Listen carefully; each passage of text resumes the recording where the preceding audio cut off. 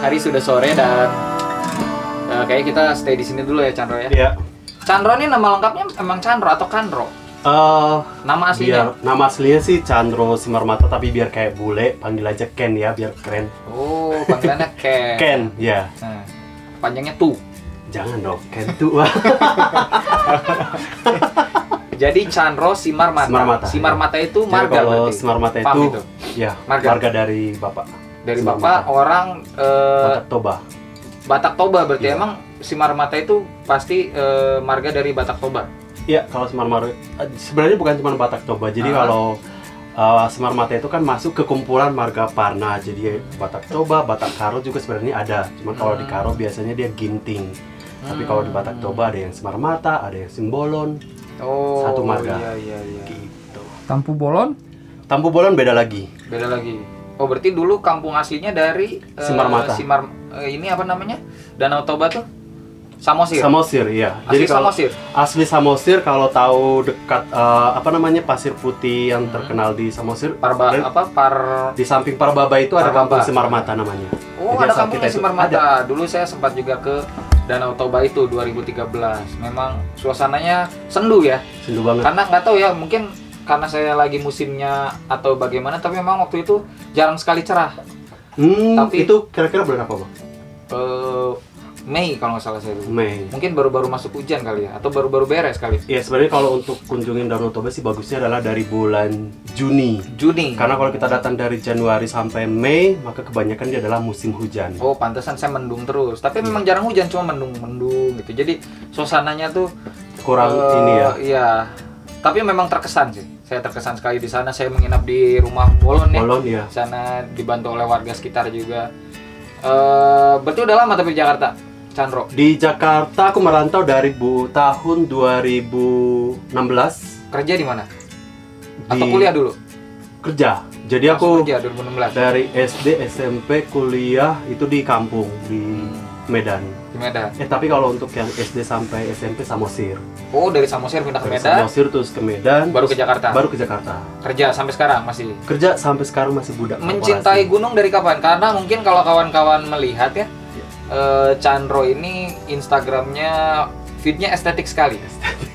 Estetik sekali sampai saya, kata saya ini bagus-bagus banget nih foto-fotonya, dan saya baru tahu bahwa kebanyakan foto dan videonya diambil dengan menggunakan iPhone dan sama drone sama sekali nggak pakai mirrorless ya. Sama sekali nggak pakai. Berarti tidak menghalangi kreativitas ya? Iya, karena alat yang kita pakai itu hanya pendukung, tapi kita yang harus yang lebih punya kreativitas atau kemampuan terhadap apa yang kita miliki sih gitu. Jadi alat penting, tapi kalau peribahasa memotret ada yang bilang senjata penting, tapi orang yang membidik juga sama pentingnya. Sangat penting. Nah, iya. Jadi dua hal itu memang harus saling mendukung.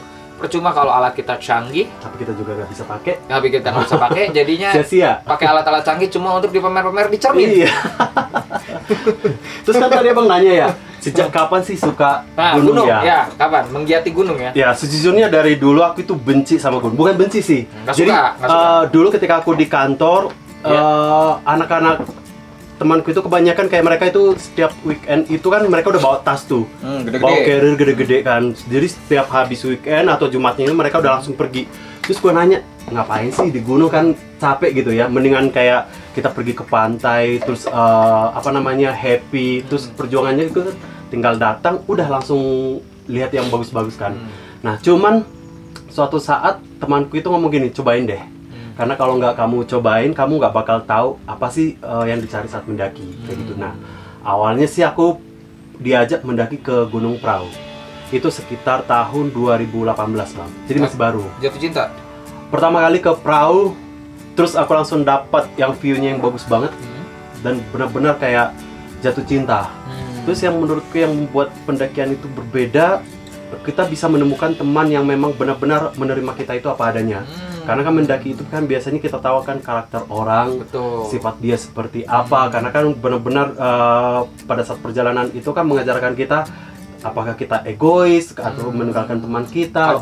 Kalau capek kelihatan. Kalau capek kelihatan. Kalau lagi kesulitan kelihatan. Kelihatan juga. Jadi benar-benar diuji dia itu seperti apa. Iya. Jadi setuju. Jadi di gunung itu menurutku aku benar-benar menemukan teman yang sampai dengan saat ini kita benar-benar kalau jalan kemana-mana bareng dia. Dan itu ketemunya di gunung. Di gunung, ya benar. Saya juga sampai punya paguyuban namanya Pendaki Jelek. Jadi kita ya grup WhatsApp lah lucu-lucuan. Tapi itu dulu dari anggotanya cuma saya sama Arsal sama Eki waktu itu. Sampai kita ketemu teman gunung apa pasti masuk, nanti Chandra juga masuk. Boleh.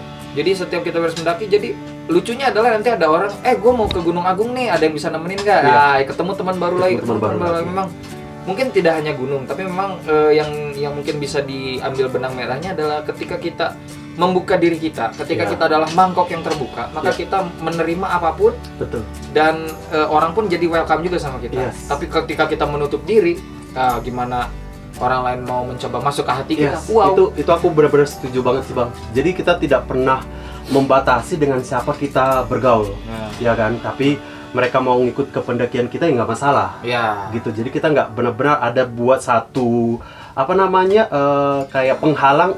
Teman gue nih harus kayak begini nih, enggak. Jadi benar-benar pendakian itu ya selama kalian memang sudah mempersiapkan diri, sudah olahraga atau apa persiapan peralatan pendakian sudah lengkap. Intinya buat diri sendiri dulu lah. Yes.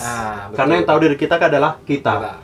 Gitu. Nah, Chandro, saya sebenarnya ada 2 pertanyaan yang mungkin bagi Chandro nggak penting, tapi bagi saya dan Arsal ini sepertinya penting. Penting banget ya. Yang pertama, Chandro ini kok bisa centang biru ya, Sal? Iya.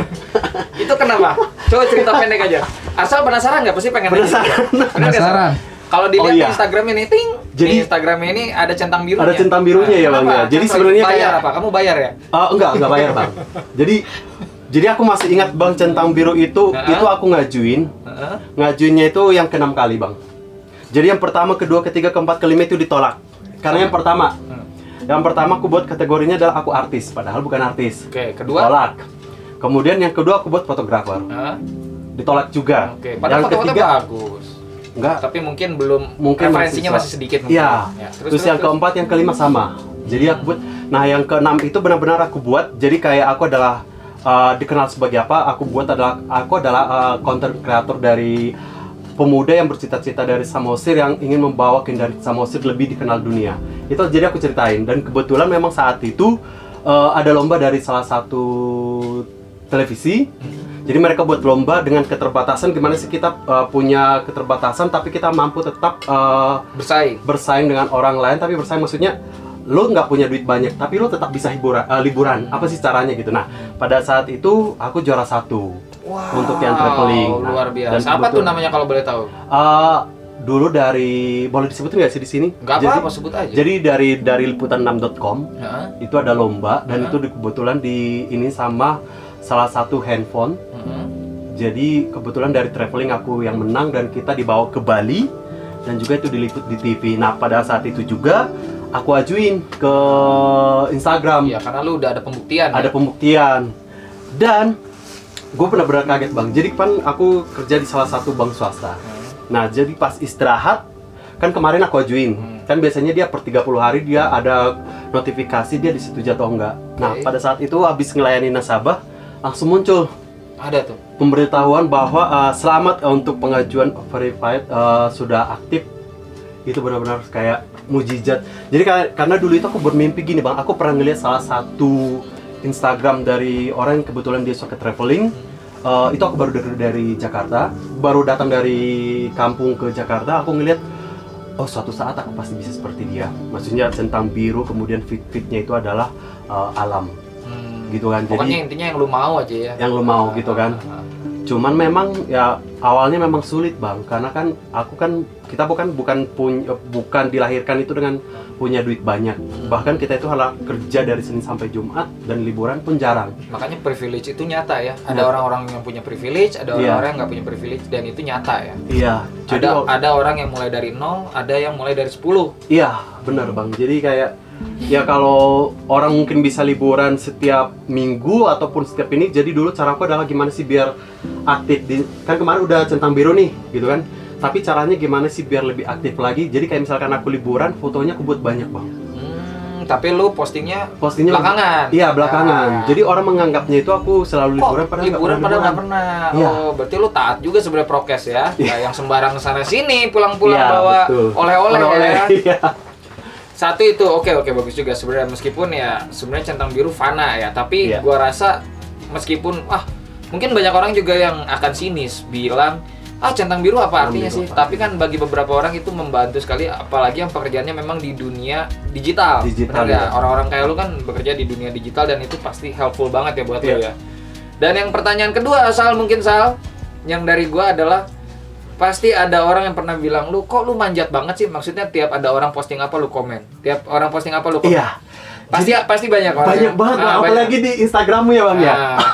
Pokoknya tiap ada orang posting apa, gue lihat ada lo. Padahal kalau kata orang bijak, kalau lu ngelihat gue di mana-mana, berarti lu juga ada di mana-mana dong. Iya, benar. Tapi lu tuh komen tulus atau gimana sih? Emang lu mau manjat atau gimana nih? Sebenarnya kalau dibilang panjat sosial sih enggak. Cuman kalau aku komen gini Bang. Jadi yang aku following itu kan ada sekitar 700 orang lebih. Nah, kalau misalkan di 700 orang itu mereka postingnya itu juga bagus dan pas aku lihat, ya aku komen. Jadi kalau misalkan orang beranggapan aku panjat sosial sih, enggak juga. Sebenarnya lebih ke ini ya, karena lu banyak aktifnya di Instagram. Di Instagram, Jadi iya. ketika ngelihat orang posting apa ya lu pengen aja apresiasi, mungkin seperti itu. Oke juga. Oke lah. Rasa penasaran gue akhirnya terjawab. Gue kira kan, ini kenapa sih banyak orang bilang manjat? Iya. Jadi mungkin aja ya orang lain juga ketika lu lihat komen dia ada di mana-mana, lu juga ada di mana-mana. Jadi ketika lu bilang orang lain nggak punya kehidupan karena terus-terusan ada di internet, terus lu ngelihat juga dia terus ada di internet, mungkin lu juga nggak punya kehidupan. Iya. Dan terakhir, saya kagum sekali sama orang dari Medan sana, dari Sumatera Utara. Karena saya yakin kalau Bob Marley lahir di Sumatera Utara, namanya pasti jadi Bob Marley. Bob Marley. Bisa aja lu Bang.